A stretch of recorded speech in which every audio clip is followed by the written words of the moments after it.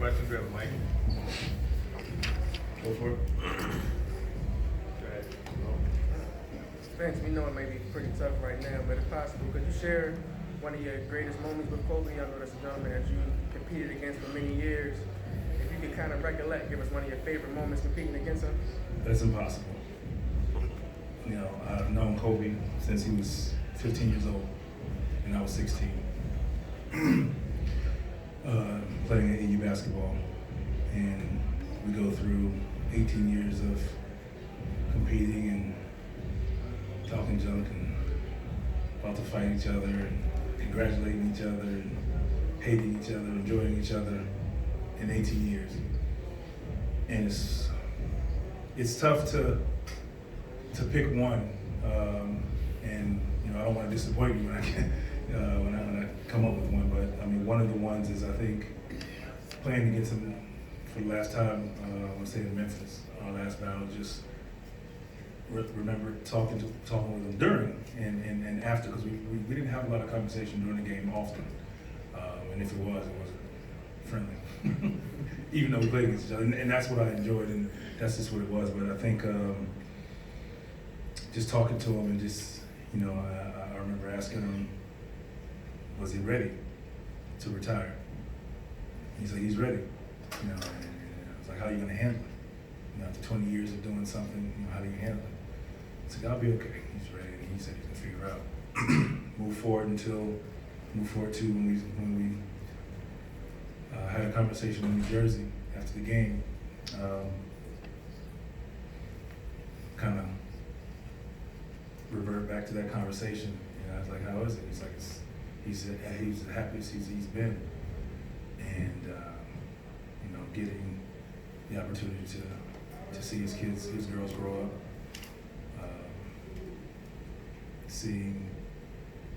helping his daughter figure out the game and understanding how he understood it, and you can see that in her game at a young age.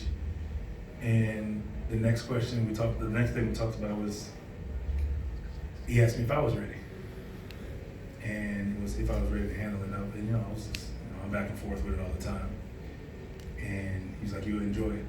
It's peaceful. And he said that's when he said he was at his happiest. And he said we'll connect soon and we'll talk about it and how the steps that he went through to be at his happiest and comfortable with retiring, obviously. And it's just, and the last thing we talked about is that we're going to continue to do whatever it took to the best of our abilities to take care of our daughters in whatever they want to do and support them, because of the stage and the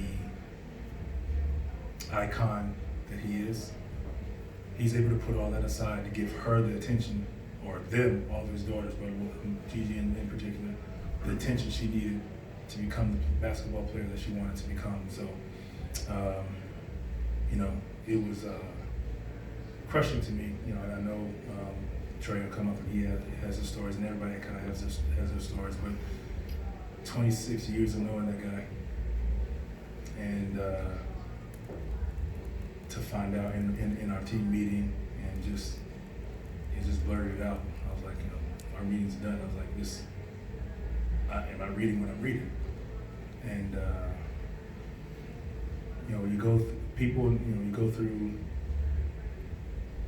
the 20 years of Kobe's career, and you think of how many people in the world hated Kobe because of how great he was. And you get to that last game when he scored 60 something points, and everybody's like, I love Kobe Bryant, just because, I mean, that's just amazing what he did, his final game. And I think the world grew to love him even more after retirement because of the love he started to show different people. I'm talking about kids in college, Trey, obviously his last tweet to LeBron, just his interactions, and you can see a man who was such a fierce competitor at peace when he was sitting there, when he sits there courtside now, because it's not the Mamba competing against whoever. It's dad teaching his daughter how to the ins and outs of the game and how he sees it and how she can learn to break the game down. That's what I saw, and I think that's what a lot of people can see, and I think that's where it catches the basketball world off guard more than anything, because we all saw it. And for those of us who played against him, who knew him, I think that's what kind of is gut-wrenching more than anything, because of his happiness, because of that conversation I had with him, telling me, he's like, I'm at peace, I'm happy, I'm at my happiest. All these championships he's won, MVPs, 81, he was at his happiest in retirement.